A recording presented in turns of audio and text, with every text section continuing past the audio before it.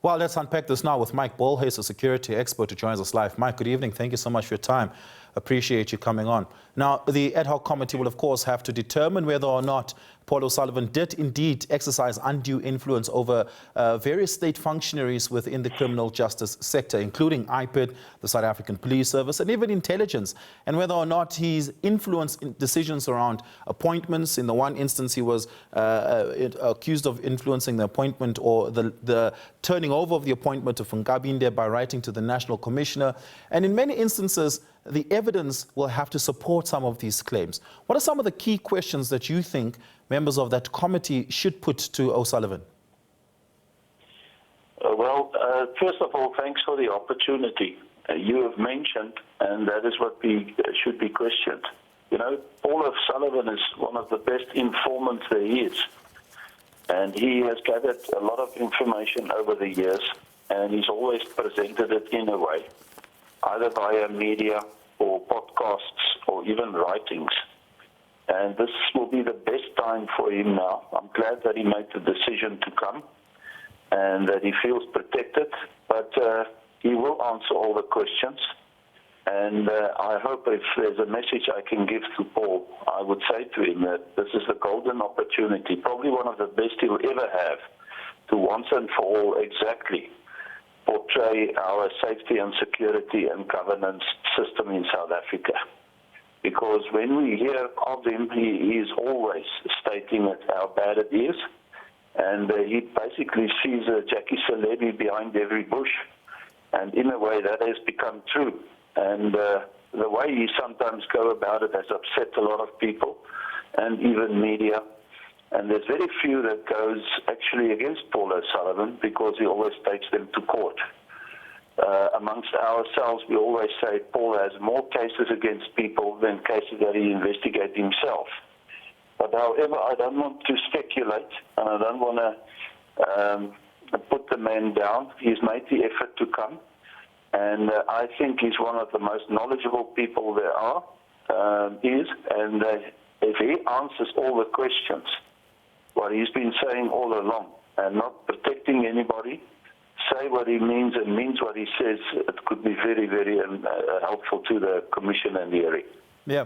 Now, shortly after that July 6th press briefing by General Nhlanhla Mkhwanazi, Paul O'Sullivan came out and he had quite directly rubbished Mkhwanazi and say that Mkhwanazi is not credible and that a number of the claims that Mkhwanazi has made are unfounded. We now know that to not be the case, given the sheer amount of evidence and testimony that's come to the fore that confirmed and corroborated what General Mkhwanazi had said, and in fact went even further and revealed more than just what Mkhwanazi had said to us on the 6th of July.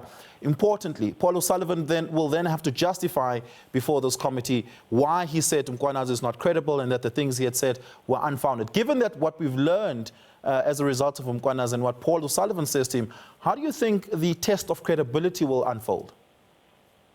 Well, with evidence, the advantage of this hearing is looking at evidence, and they are scrutinizing every witness and also every perpetrator. So General Mkhwanazi did a wonderful thing by standing up, by saying the following sentence: I'm presenting this to the nation with evidence.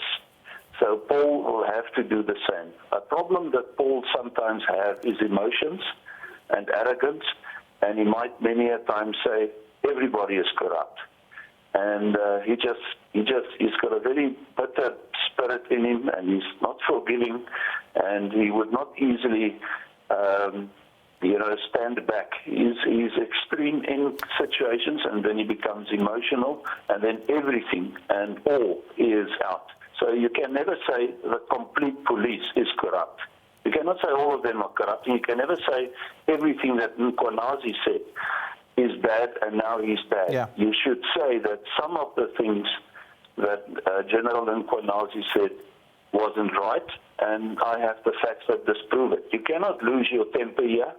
You cannot lose your professional stand or position. You have to handle these hearings by presenting everything you have factually. And hopefully he listens to this, and hopefully he has realized during the last hearings that has been going down that it doesn't help if you become emotional and becomes banter, he says and she says. Just for a second there, Mike. If he has the facts, it will work. Yeah, let's just for a second double click in on that criticism you have of him around his temperament, that he's sometimes emotional and can present as erratic. I want to present this to you because this will be important before Parliament's ad hoc committee. I want to rewind back to when Cedric Nkabinde, the Chief of Staff of the Minister, had appeared before the committee. They went on break and Nkabinde came back from that break and said, I had just received a threatening message from Paul O'Sullivan, and he read out that message to the committee, and the committee found that it was quite unbecoming and unwelcome, and that it was presented as a form of witness intimidation and witness tampering. That's a big, big one that Paul O'Sullivan will have to answer to. Do you think he'll be able to wiggle his way out of that? I personally would suggest that he apologizes and puts it right and treats the hearing with absolute respect. And just, as you very well have said, not, in any way be unprofessional. The moment you're in front of a hearing and you make it about you, and it's all about you, or you are, look, he's an interferer. I said in the previous interviews, he has put himself in this spot and in the limelight here. He just sometimes cannot help himself, but, that also shows passion. So he's going to have to explain. Is he arrogant? Is he just going to anyway always interfere with what's happening in South Africa? Because he cares and he has to explain and convince the hearing that he's not just saying things, he's got facts. And if he's done something wrong, because he's not beyond reproach, none of us are, and he has to apologize and put it right. That's my opinion. And that if he starts out with that, he will have the ears and better attention from the hearing.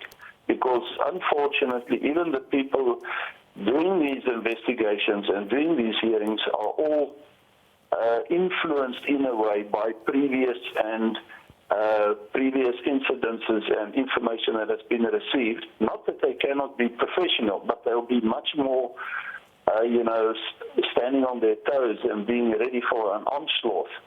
So the best is that he presents himself professionally as an investigator, as an informant, sure, and what he's done and how he's operated with all these authorities, and that there was no corruption, or if he's done something wrong, he should admit it and apologize about it. And if he had any influence or any a crime that was committed during the time he was involved with any of these people, it will in any way come out with further witnesses. Yeah.